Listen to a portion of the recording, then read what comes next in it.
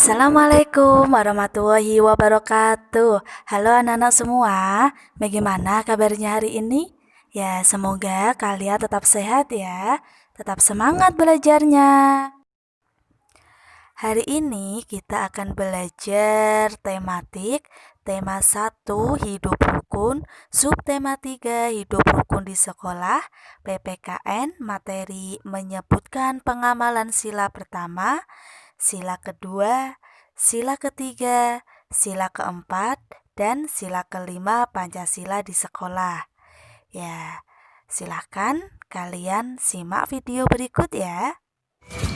Tentu kalian masih ingat bahwa Garuda Pancasila adalah lambang negara Indonesia. Burung Garuda itu besar, gagah, perkasa. Lihat perisainya. Perisai itu memuat simbol dari sila-sila pada Pancasila. Pancasila adalah dasar negara kita, ya. Jadi Pancasila ini menjadi dasar dari negara kita Indonesia.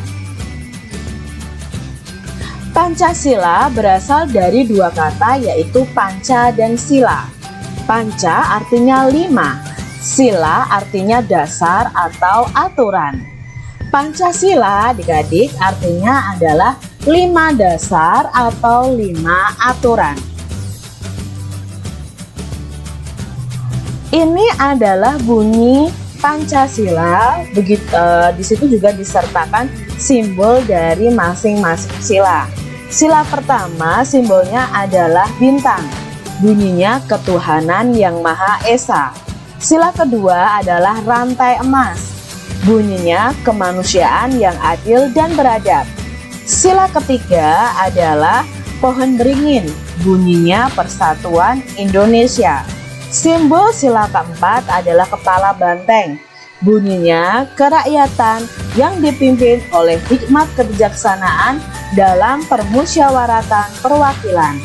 Sila yang kelima simbolnya adalah padi dan kapas.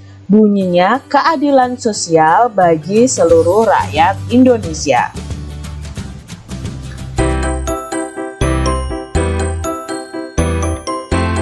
Contoh penerapan sila ke-1 dan ke-2 di sekolah.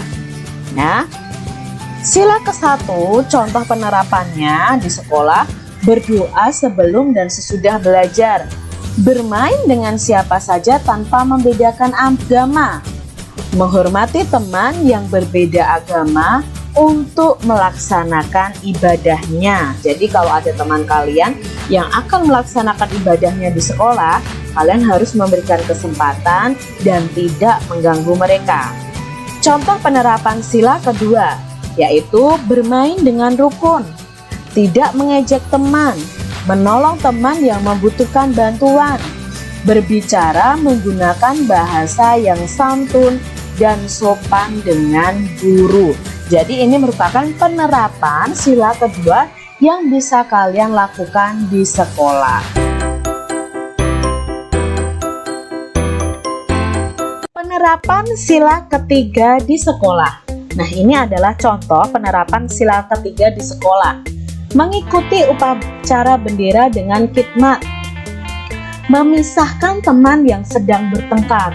Bukannya kalian sorakin, ayo, ayo. Tidak boleh seperti itu ketika teman kalian bertengkar. Kalian harus memisahkan. Bermain dengan teman dari berbagai suku bangsa. Bekerja sama melaksanakan piket kelas.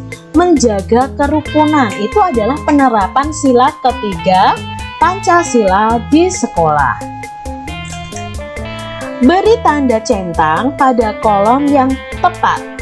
Perbuatan yang sesuai atau tidak sesuai dengan sila ketiga Pancasila. Kita lihat yang pertama, sikapnya. Melakukan piket kelas bersama-sama. Apakah itu sesuai dengan sila ketiga Pancasila? Ya, ini sesuai adik-adik. Yang kedua, hanya mau berteman dengan teman satu suku. Apakah itu sesuai atau tidak sesuai dengan sila ketiga Pancasila? Ya, tidak sesuai. Kita harus berteman dengan semua teman walaupun berbeda suku atau berbeda daerah asal. Yang ketiga, melakukan upacara bendera dengan tertib. Apakah sesuai dengan sila ketiga? Iya, sesuai dengan sila ketiga. Menjaga kebersamaan dengan seluruh siswa yang berbeda-beda suku, bangsa. Sesuai atau tidak sesuai dengan sila ketiga? Ya, sesuai dengan sila ketiga.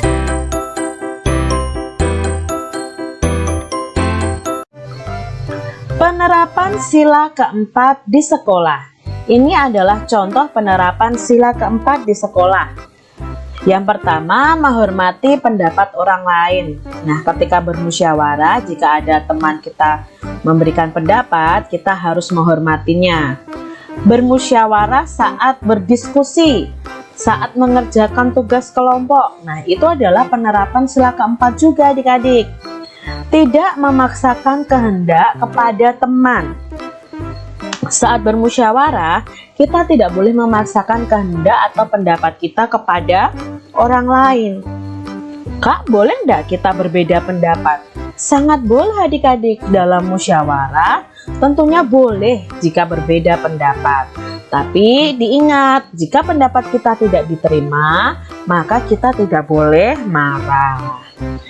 Contoh penerapan sila keempat di sekolah yang berikutnya adalah bermusyawarah, menentukan regu piket, ketua kelas, dan lain sebagainya. Penerapan sila kelima di sekolah. Ini adalah contoh dari penerapan sila kelima yang bisa kalian lakukan di sekolah. Yang pertama, melaksanakan hak dan kewajiban di sekolah dengan baik. Jadi misalnya kewajibanmu belajar ya harus kalian lakukan. Kalian juga bisa menerima hak untuk diajar guru kalian di sekolah. Jadi itu merupakan penerapan sila kelima Pancasila. Bergotong royong melaksanakan kerja bakti.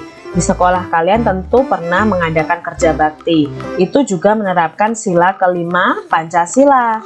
Dan pembagian tugas dalam kerja bakti itu secara adil juga menerapkan sila kelima.